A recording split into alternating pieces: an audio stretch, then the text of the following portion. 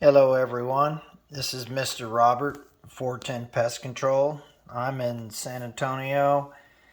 I've been in the pest control business for over 39 years, and I'm going to go over how I kind of use these Catchmaster glue boards, just for mainly for like roach identification, but you can also use them for like rodents, little rodents, crickets, snails, anything it kind of sneaks in under your door. You can put them around your doorways.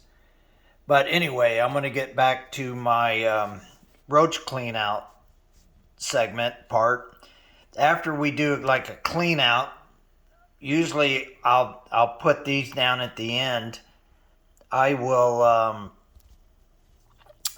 put them in like key spots, like in a dark, warm area is kind of good. Put it the side of the fridge, maybe up on the countertop somewhere. Make sure to be careful if you have pets, because sometimes they may play with it, chew on it. It's just glue. And then I'll show you how to kind of fold it up here in just a minute. The glue board, you can document.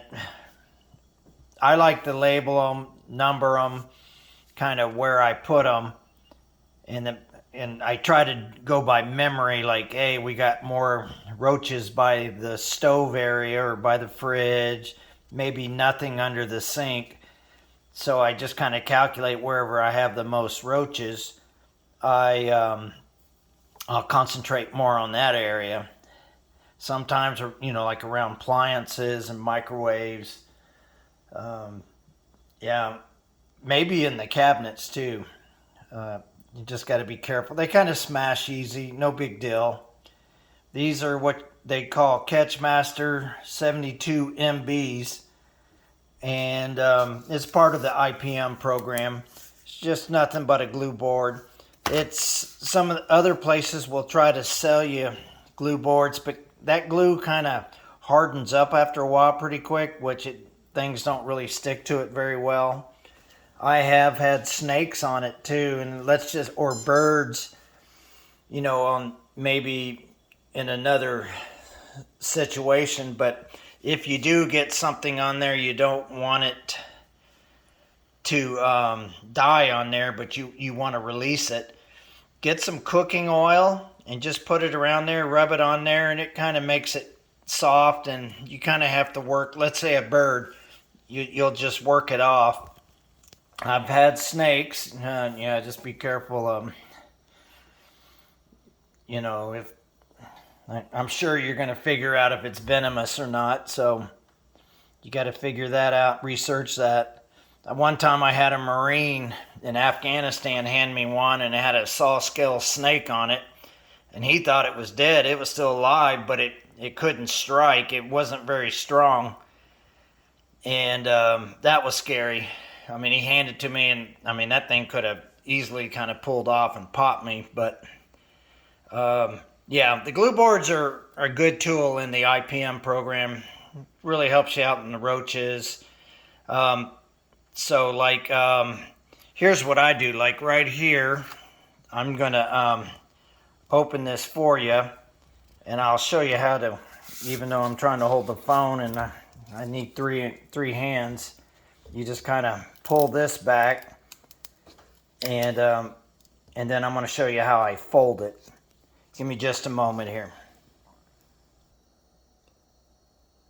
All right, on the back of this I have the where it tells you kind of to fold it, and you're going to kind of turn it into a little bit of a box. That's what I like to do. You can lay it down flat, but I like to fold it up, especially if you got a gross looking bunch of roaches on it. It's better to have it kind of covered. Now I'm gonna flip it over, and I still need that third arm. Okay, I've already like pre-folded it a little bit. It has the little perforation lines down in here, so I'm gonna just fold it up into a little box, kind of like this. Fold it like that, and then it has like a little catch right here.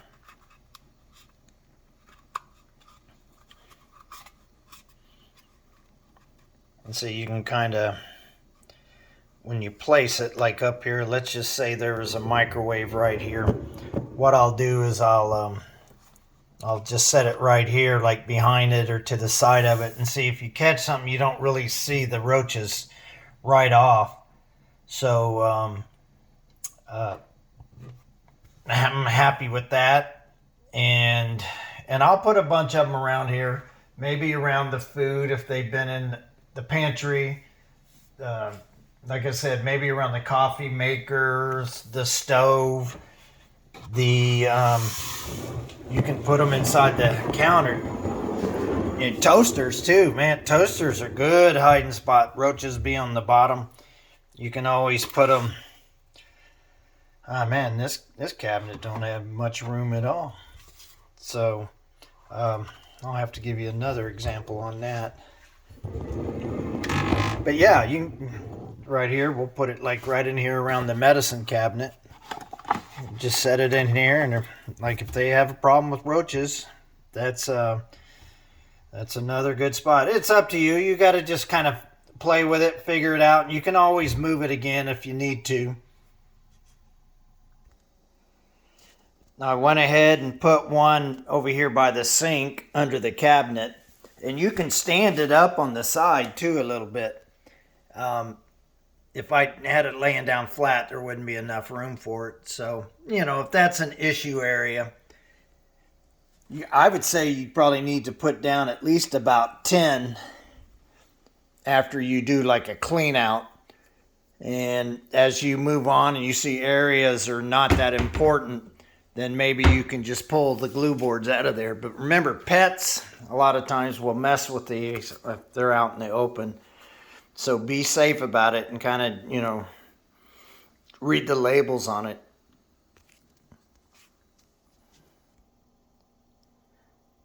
Okay, once again, this is my IPM Record Keeper. It kind of gives you directions on it, maybe where to place it. But here's where you keep the records, the date, the time, location. If you want to, look it up. Use AI, and it'll show you how to use it.